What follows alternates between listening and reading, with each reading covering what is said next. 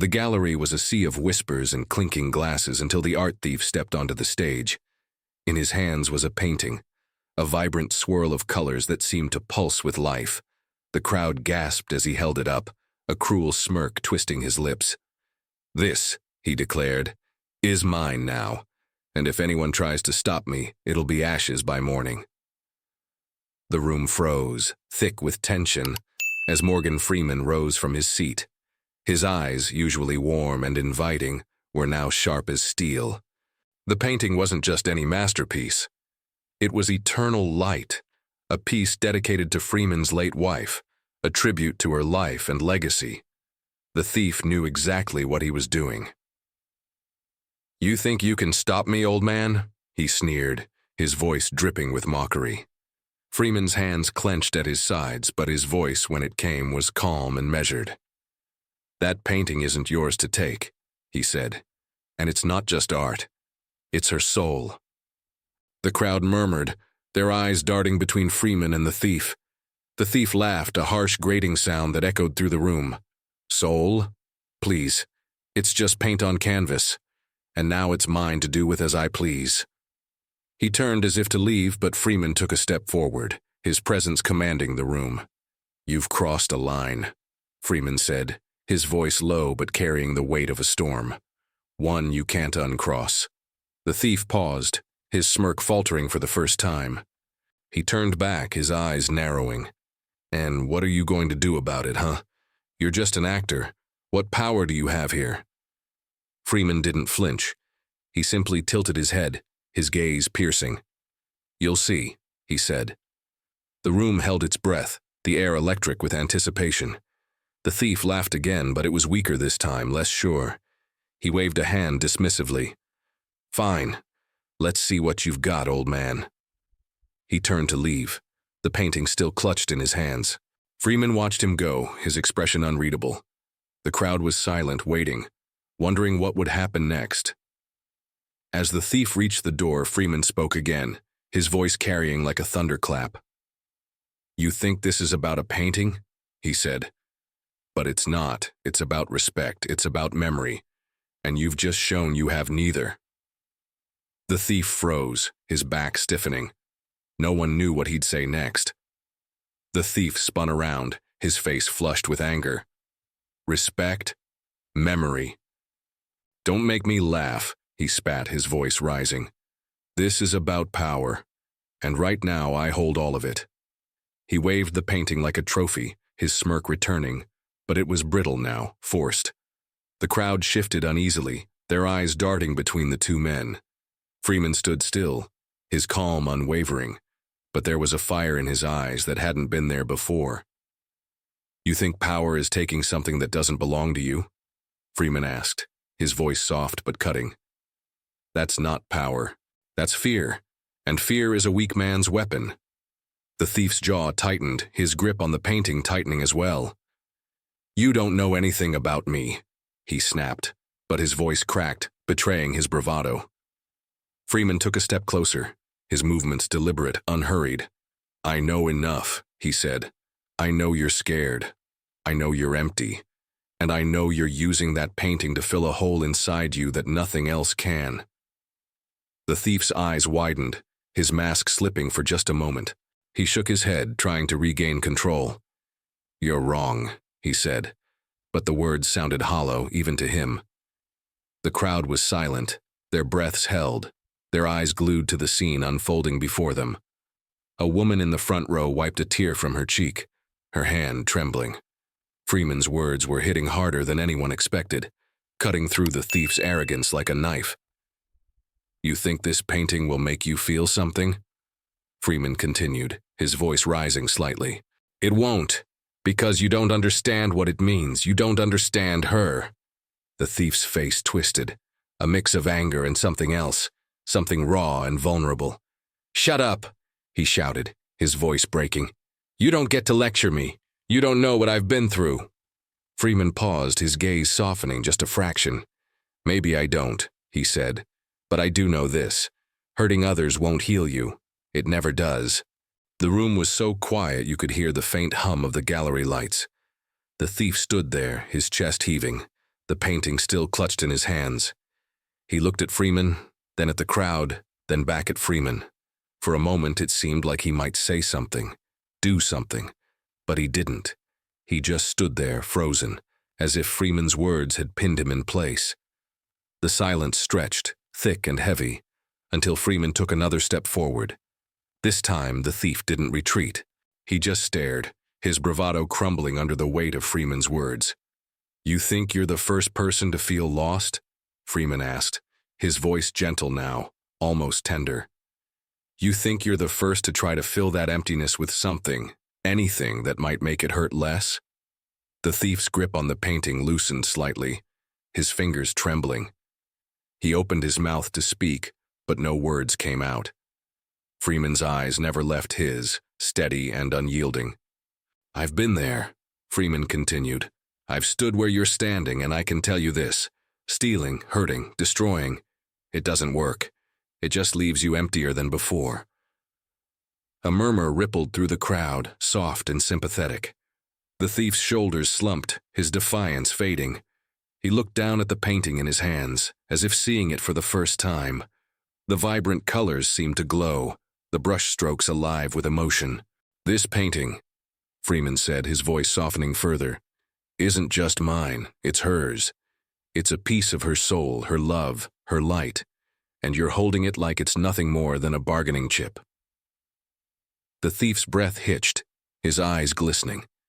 He shook his head as if trying to shake off the emotions threatening to overwhelm him. "I didn't know," he whispered, his voice barely audible. "I didn't know it meant that much." Freeman nodded, his expression kind but firm.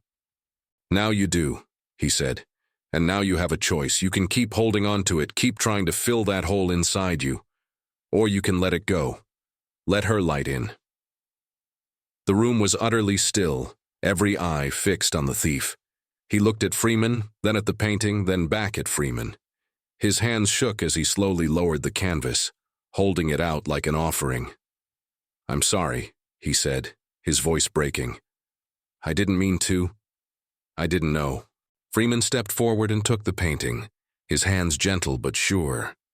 "It's never too late to choose differently," he said. The crowd erupted into applause, tears streaming down faces, hands clapping in unison. But Freeman didn't smile, didn't bask in the moment.